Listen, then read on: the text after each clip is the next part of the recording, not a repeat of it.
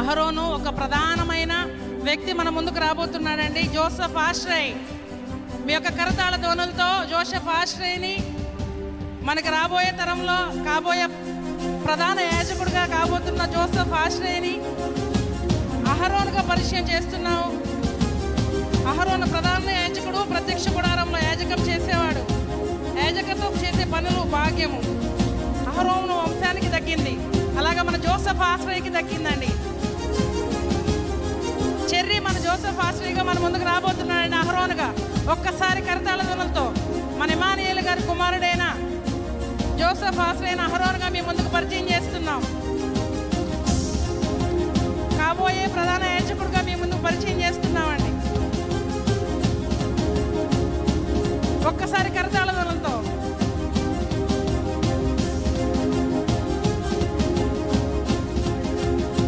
The next one is Moses.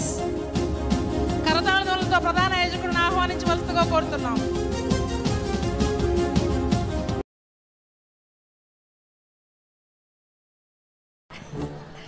తర్వాత మనం మరొక ముఖ్యమైన పాత్రని మీకు పరిచయం చేయబోతున్నాం.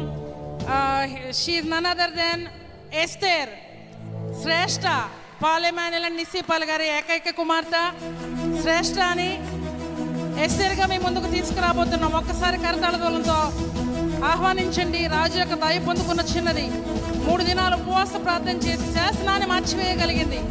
యూదుల్ని రక్షించిన ఎస్తేరు రాణి. ఆహ్వానించండి ఎస్తేరు. ఎస్తేరు నుంచి ప్రార్థన నేర్చుకోవాలి మనం. ఎస్తేరు గుంపును ఉన్న తెగింపును నేర్చుకోవాలి మనం.